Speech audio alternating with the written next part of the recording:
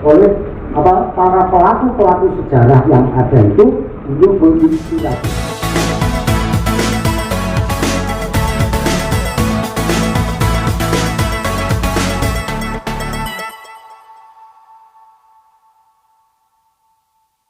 Indonesia di persimpangan sejarah. Ini aku mikir tidak salah Pak. Ini jadi di persimpangan atau di penyimpangan sejarah. Karena dua-duanya beda. Di persimpangan sejarah atau di penyimpangan sejarah. Jadi kalau di persimpangan sejarah artinya ada dua cabang. Tapi saya waktu itu ketika mencoba mendalami tema ini, gitu ya, ini rekan-rekan saya Mas Andi. Kenapa disebut di persimpangan saat ini? Karena anak-anak sekarang, ya saya mohon maaf, bukan sejarah. Dia tidak tahu sejarah itu. Mas Isti pernah bertentara di penjara, kemudian diinjek-injek kakinya, tidak ada yang tahu. Perdebatan antara Bung Karno dalam konstituan di dalam PPK, ya tadi BPUPK, kami sebagainya, itu tidak ada yang tahu. Kemudian bagaimana PKI berjuang untuk bangsa dengan ideologinya, kemudian juga melakukan beberapa kasus-kasus yang kemudian jadi yang tahu. Akhirnya karena nggak tahu sejarah, ya itu tadi dia mengalami krisis identitas, nggak punya referensi. Karena sejarah dianggap nggak menguntungkan, dianggap nggak ada untungnya belajar sejarah. Dan anak sekarang kalau ditanya, kamu belajar sejarah apa nggak bisa menghasilkan uang? Gitu. Belajar sejarah, nah itu kan masa lalu lah. Padahal kita bisa hidup seperti sekarang ini yang dinikmati oleh generasi yang ada itu karena orang-orang tua kita dulu yang disebut dengan founding parents itu. Saya nggak mau menyebut founding father, nanti madurnya marah.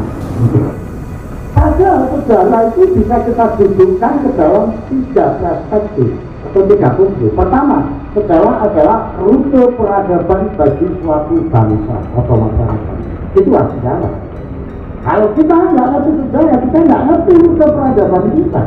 Mau mana? Gitu. Karena nggak paham. Yang kedua, sejarah adalah referensi hidup atau marujul hayat. Di anal insan laisa lahu tarikh, laisa lahu istiqbal. Itu karena dia manusia yang dia tidak memiliki, tidak mengerti, tidak mengenal sejarah, dia nggak punya masa depan. Karena dia nggak punya referensi. Kalau nggak punya referensi, dikasih referensi apapun ditelan mentah, dimakan. Dikasih referensi kapitalisme liberal, makan mentah-mentah. Dikasih referensi khilafah, telan mentah-mentah sampai keluar dari khilafah. Jadi saya mengerti sejarah bahwa bangsa ini tuh dulu peradabannya nggak seperti itu perjalanannya. Referensinya dia nggak ada bahwa di Nusantara ini pernah dipimpin seorang sultan perempuan. Kalau tuh ratu perempuan banyak, mulai Ratu Sima, Pramodawardhani, Diaki Taruka, tokoh-tokoh itu, terus kemudian Tribuana Tunggadewi, banyak pemimpin perempuan. Tapi yang Islam itu ada di Nusantara ini. Satu Kali Nyamat, Sultan Siti Nurhaliza, Sultan Safi Atuddin, dan sebagainya. Lu kayak gini dikasih referensi khilafah terus dipakai. Karena dia nggak ngerti sejarah, nggak punya referensi itu. Yang ketiga, sejarah itu adalah source of knowledge, sumber pengetahuan. Kalau kita nggak ngerti sejarah, nggak punya sumber pengetahuan untuk menjadi pijakan untuk dikembangin. Dan selalu ngasih contoh orang-orang tua kita itu dulu juga belajar di Timur Tengah. Senawati Al-Bantani, Abdul Somad Al-Falim Bani, Syahsat Al-Banjali, Nuruddin Arandini, Hamzah Sansuri, Mbah Hasim As'ari, Mbah Ahmad Dahlan, Nasib Al-Minangkaburi. Semua belajar di Timur Tengah. Begitu pulang ke sini, dia nggak jadi orang Arab tuh. Bahasa itu apa putus bersikap. Nanti kita yang gede-gede melompat balik dan lain sebagainya, bahasa Arabnya kelompok. Tapi anak-anaknya panggil itu ya tetap bapak, ibu, mbak. Dan kalau ngomong setiap hari juga bahasa Jawa, nggak bahasa Arab, padahal bukan orang kita. Saya Senawati Al-Bantani 42 lebih judul kitabnya pakai itu, ngerti bahasa Arab. Tapi ya cukup pulang, udah apa sama? Kalau punya, ada nih, campur, dulu, kemana? Itu betul-betul. Saya sekarang ini karena nggak punya ngerti referensi sejarah, Begitu pulang dari Arab 3 tahun, yang dulunya pakai gelangkon pulang pakai gamis. Nah, dulunya pakai topi bel, pakai udun-udun. Nah, misalnya ini bukan soal sentimen gamis udun loh ya, ini soal itu tadi, gitu loh. Nah, dulu panggil ibunya mak, mbok, begitu pulang umi, bersama. Nah, sebelum berangkat ditemukan istri, ya bocok kata dia. Waras lah. Begitu pulang dari Arab 3 tahun, Masya Allah, akhirnya kita yang ngomong, masih belum ente, Masya Allah, gitu. Ya itu sih betul, ya baik lah gitu, tapi jangan kami harapin itu loh maksud saya. Apa itu ini yang kita belajar juga. Yang belajar ke Eropa sama saja. Ketemu gitu, menonton gitu, belajar bilang bahwa kawin, dokter lainnya. Orang nggak jadi orang Eropa sih. Yang tetap aja orang Nusantara seluruh kajian pemikiran ke-Eropaan ditata ulang, gitu.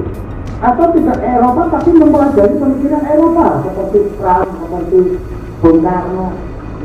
Dia nggak harus karena menunjukkan sejarah pada 3 kelompok ini. Nah, saya tuh merasa anak-anak muda sekarang ini memiliki genetika kultural Nusantara itu ada pada diri, ada, dan itu nggak hilang. Cuma kadang tertutup sampah-sampah peradaban. Sampahnya loh ya, bukan peradabannya loh ya.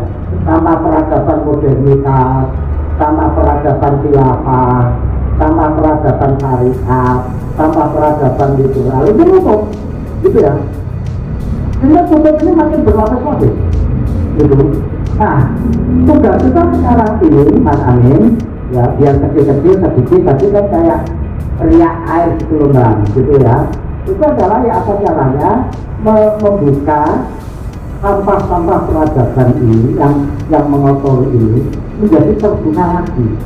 Sehingga apa yang disampaikan Mas Rizky tadi, anak-anak kita itu bisa kembali, gitu ya, untuk apa berjalan sesuai dengan apa history kebudayaannya itu, bukan untuk menjaga patok bangkok, enggak, tapi terinspirasi oleh para pelaku sejarah yang ada itu untuk menginspirasi dia. Nah, inilah yang disebut pengertian di persimpangan sejarah itu yang kedua dalam konteks kekinian itu. Ini kok malaikat semua ya kelihatannya, gitu. Tapi kok kenyataannya iblis semua yang terjadi. Nah iya, kita berada di persimpangan antara setan, iblis, dan malaikat itu. Karena semuanya pakai topeng malaikat. Sejarah kita hari ini seperti itu. Nah, dalam suasana seperti ini yang diperlukan adalah ketajaman batin, kekritisan nalar, dan kepekaan jiwa kita untuk melihat kenyataan. Dan itu hanya bisa dilakukan dengan melalui proses kritis dan kreatif secara terus menerus. Nah ini yang perlu kita lakukan, termasuk kepada anak-anak Gen Z dan termasuk kepada para elit-elit politik kita. Jika kita sekarang saya tidak berada di persimpangan jalan, menggali kembali gorong-gorong peradaban dan mencabut sumbernya supaya mata air peradaban kembali mengalir.